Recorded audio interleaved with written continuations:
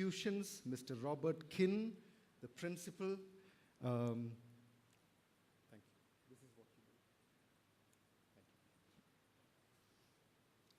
you. Dr. Robert Charles, my dear friend and colleague, it's such a pleasure being here in the midst of all of you. Did I hear right? Are you exam going batch? Because you all look so confident. Yeah. Maybe the parents are nervous, it's all right. Have you heard of the candidate who wrote on the blank answer sheet as he left the exam hall, dedicated to my memory which recently passed away? I'm sure it will not be a problem for you. In a similar meeting, a speaker was waxing eloquent. He went on, and there was somebody from the back benches who was making a lot of noise. And he said, "Hey, you, what's your name there? Stand up." And the young man stood up, and he said, "How old are you?" And the young man said, "I don't know, sir. When you started your speech, I was 14 years old." Tempted to tell you one more story of an old lady who was asked to pray in one of these meetings, and she started praying and wouldn't stop. The prayer went on and on and on and on, and they didn't know what to do. They were pinching each other, and it wouldn't stop. And finally, one of the youngsters said, mustered courage, and loudly he said, "Amen." And everybody said, "Amen." And the prayer stopped. At the end of it, she said, "Who's that young man? I want to meet him." And he was scared. Was she going to reprimand? Was she going to scold him and be a trouble? And he presented himself, and she said, "Thank you so much, thank you so much. I was desperately trying to remember that word, Amen."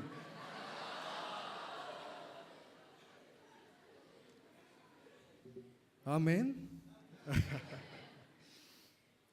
So, I know I've been told when to stop. So not to worry. You are on the threshold of something very important. You are going to be let loose on the unsuspecting world as qualified people.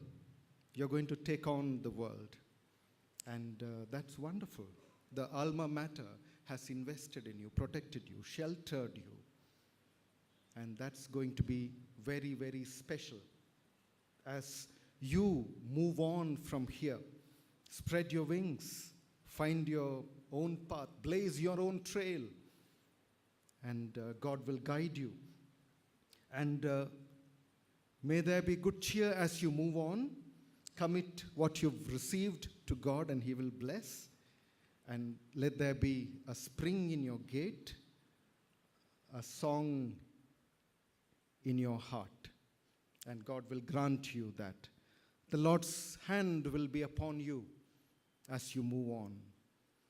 Dare to trust. Trust and obey, for there is no other way. Yes. I want to read one verse, two verses in fact, from the Bible, from the Gospel of John, chapter 7. It is verses 37 and 38, familiar verses. On the last and greatest day of the festival, Jesus stood and said in a loud voice, "Let anyone who is thirsty come to me and drink. Whoever believes in me, as the scriptures have said, rivers of living water will flow from within them." Such beautiful words of the Lord. Dramatic times. Jesus' 3.5 years of ministry was reaching to its culmination. The Jewish nation, or whatever was left of it, was in a big turmoil. Roman rule was tightening. The three festivals, the festival of the tabernacles, the Passover feast, and the Feast of Pentecost, were the three major festivals, and this was in the Feast of Tabernacles. Well, if you looked at Jerusalem at that time, from on high, you would see huge crowds everywhere. Well, the last 2 months of the year that has gone by, were marked. Can you go to the next slide? Yes. Marked by queues, isn't it? All over the country. Apparently, from NASA, from the space station, they took a picture of India. Go to the next slide. And they saw long queues, apparently. Yeah. Well, Jerusalem was filled with crowds. People everywhere. Jesus is talking to them about thirst. And suddenly he stands up in the middle of the crowd. He stands there. And for the Middle Eastern person, he understood what thirst meant. Have you ever been very, very thirsty? Extremely thirsty? Yeah? And your teacher didn't let you go out? Yeah? No. I remember going up a hill. It was not a mountain, but a fair-sized hill, and we ran out of water. It was extremely thirsty. We were all thirsty, our little group, and we knew the value of water at that point in time. My mother told me a story. She led a group of girl guides into the jungle, trekking, and she said they ran out of water and lost their way. All their markings had disappeared. And they were desperate only for water. They didn't care whether they found their way back. They wanted water. Finally, they came across a green, dirty puddle of water, apparently. No questions were asked. They all bent down and drank that liquid. Not advisable. It's dangerous. Don't do that. But they did it, apparently. And, thirst is a powerful thing. Go on to the next slide. Yes. There is a thirst center in the brain. Some of you have studied it, isn't it? Yes. Wow, you're all ready. Yes. And sometimes the center misfires. In the very elderly, at times, even if the body has run out of fluids, water, which makes up of more than 70% of the body. Now, there is a problem with the center, and they do not even know that the body requires fluid. And that is a dangerous situation. Thirst is a God-given appetite. It is a desire because we need to survive. And that's something precious, very precious. Jesus talks about thirst. He stands up, and what does he say? If anyone is thirsty, let him come to me.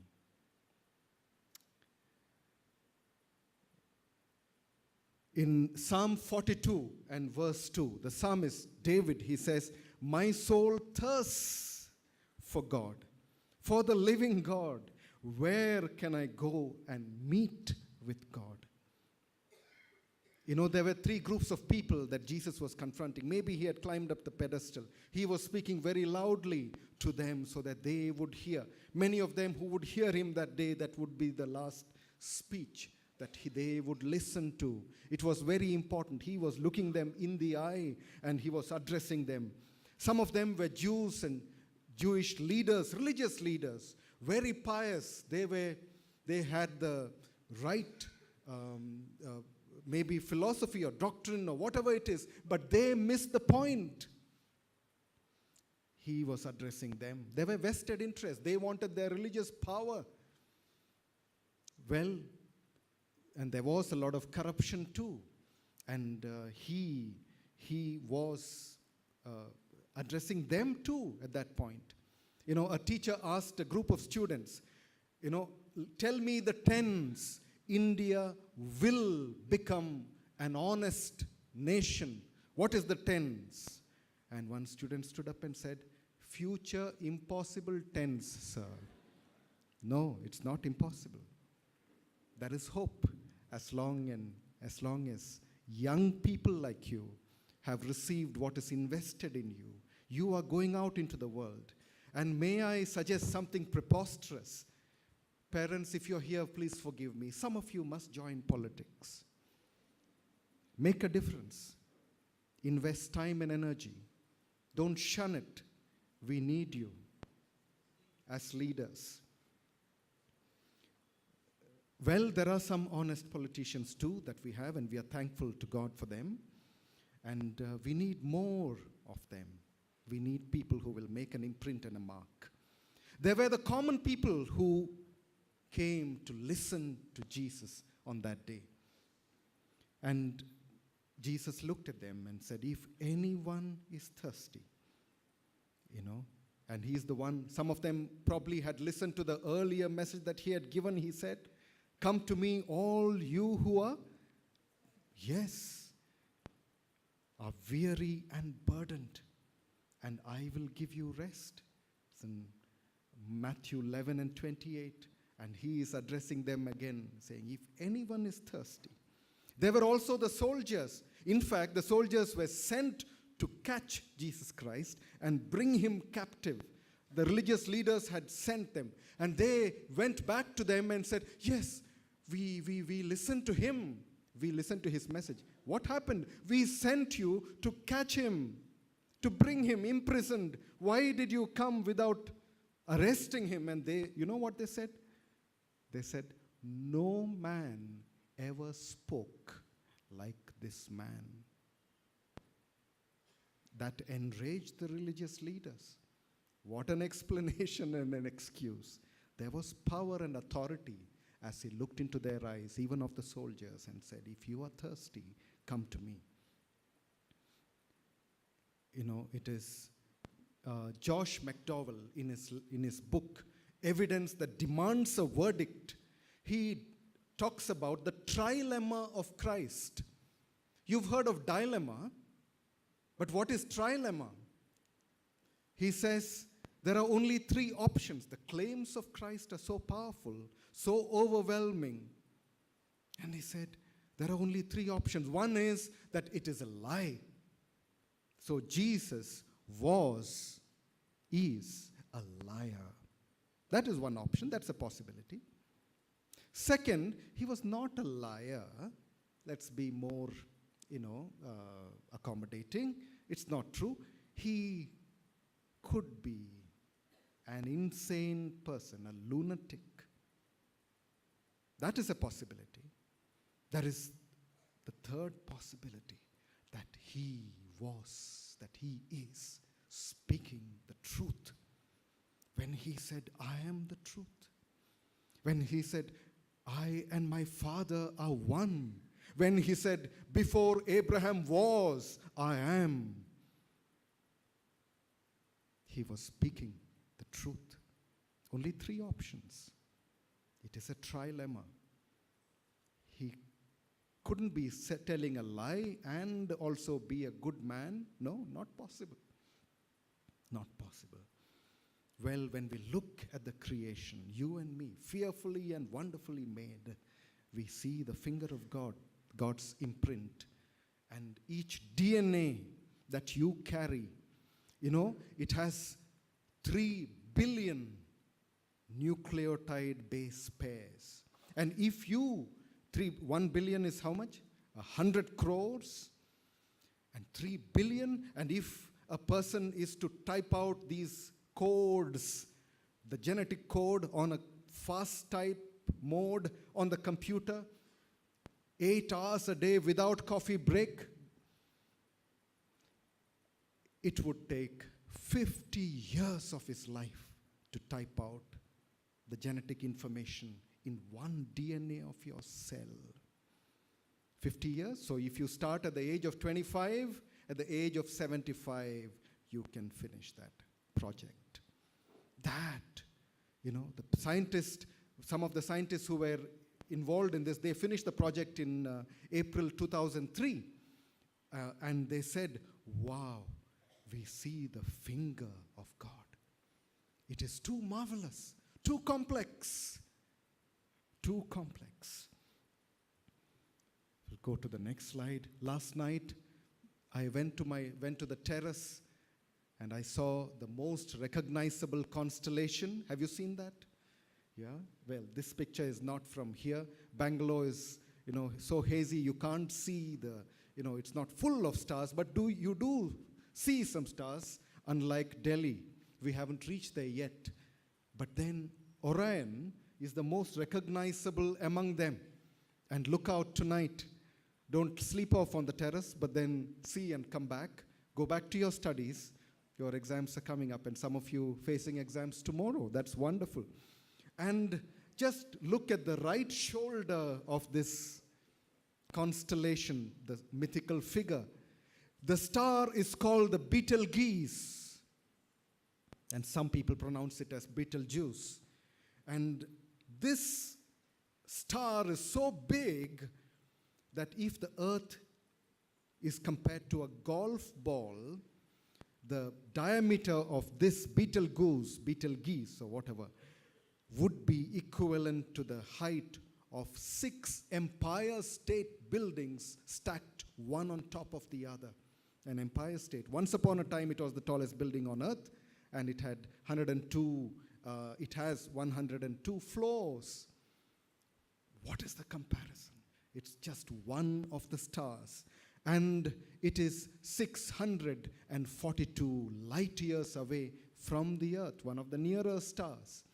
So what you see tonight from your terrace would be what was there. The light started when Taj Mahal was being built.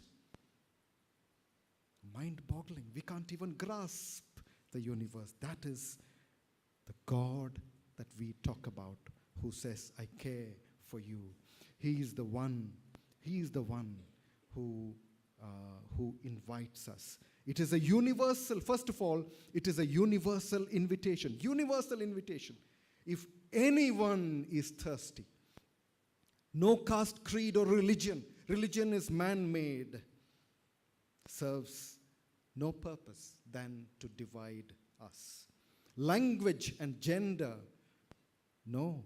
But it was the person of Christ who was being offered, and he said, if anyone is thirsty, let him come to me. There was this man in Northern Ireland who went to fill up a form job application, and there was this column which said religion. He said atheist. And the officer said, hey, come on, tell me, Catholic atheist or Protestant atheist? Secondly, so it is a universal invitation. Secondly, the address is very clear. He says, let anyone who's thirsty, only qualification is that you should be thirsty. You recognize you're thirsty. Your hypothalamus is all right, and you recognize that there is a problem. And he says, come to me. There are many other philosophies which offer quenching of thirst, but it doesn't. Jesus as the answer, not religion. The person of Christ as the answer. Coming to him as a person, as the answer, as you move on in life. And may you carry this message. Thirdly, the instruction is simple. It says, come. Come, it's an invitation.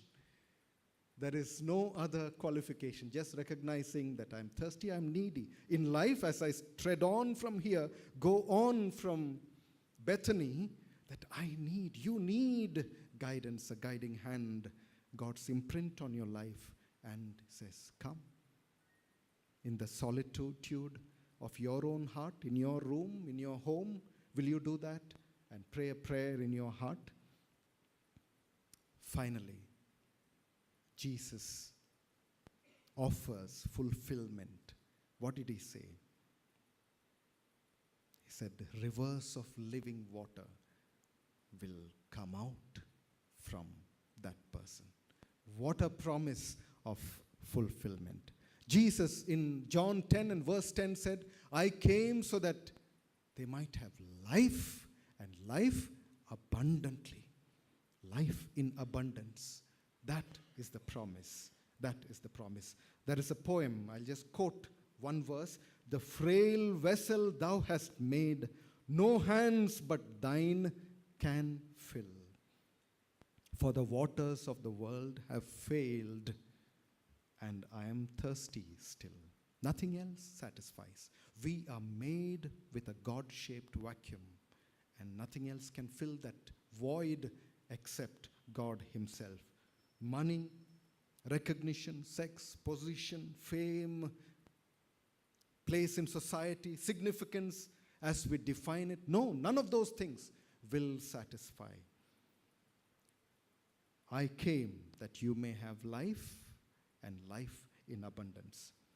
Teachers, you have invested in these students. Say a prayer in your heart as they move on. Bless them.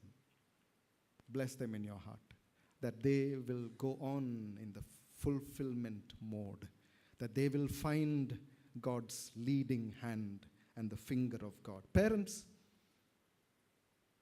rest your anxious thoughts and then say a prayer in your heart that these children will move on, that they'll be blessings to others. You who are on the threshold of a different chapter in your life, may God bless you. Put in your best. I just want to show a 2-minute video for you. This lady, Heather Donidon, she was the champion of the 3-mile race, multiple times that she won the medal, and one of the important state level heats to qualify her to go to the state level and then on to the national level. Shall we see that 2-minute video, and then we'll close after that.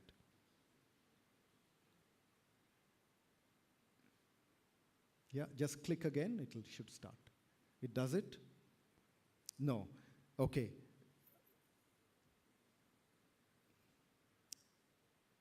Yeah, never mind. Heather Donidon, I'll tell you the story. Actually, you can go back to your rooms or home, go back home and type in this Heather Donidon, and she has an inspiring story. You know what happened?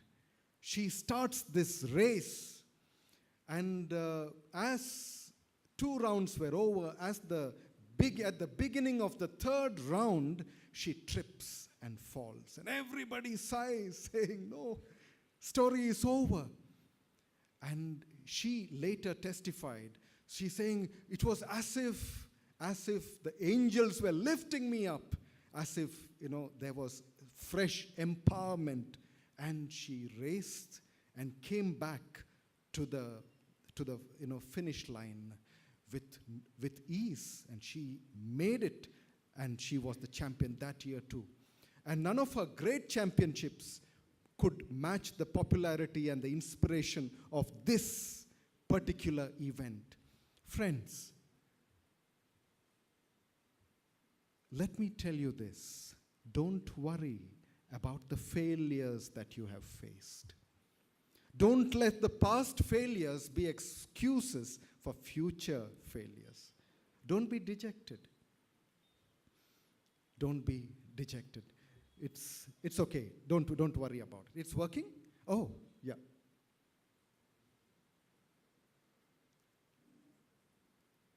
It's all right. Don't worry. Don't worry. So that's the homework for you. You could go back home and look up. It's working. No.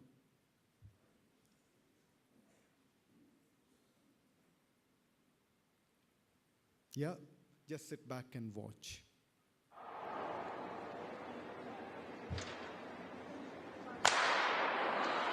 The 600-meter underway. Heather Donidon in Minnesota finished second this event a year ago. She was in lane 4. And Donidon is probably going to be your favorite. She actually won the NCAA championships in 2006 in the 800, but she only won 1 Big Ten championship in the 2 years. 3 laps in this event, 600 meters, 3 times around the 200-meter track here at the field house. What a bold move by Fawn. She's looking very confident, and the Penn State runner is just running amazing today. She did win her heat in the 400, but ended up taking 4th overall. That's Fondor moving into the lead, a sophomore from Penn State. Dorniden running second. Dorniden last year scored 23 points for the Golden Gophers in their Big Ten championship. So they're really relying on getting a lot of points from her this weekend. And she's just coming by Fondor now in the home stretch, heading into the bell lap. Dorniden went down. Whoa. Dorniden falling down, gets up quickly, but that's going to cost her. Lucky she wasn't injured. Her teammate just went to the front, though, so they may be able to recover from that. And Dorniden is flying down the backstretch. She is catching up.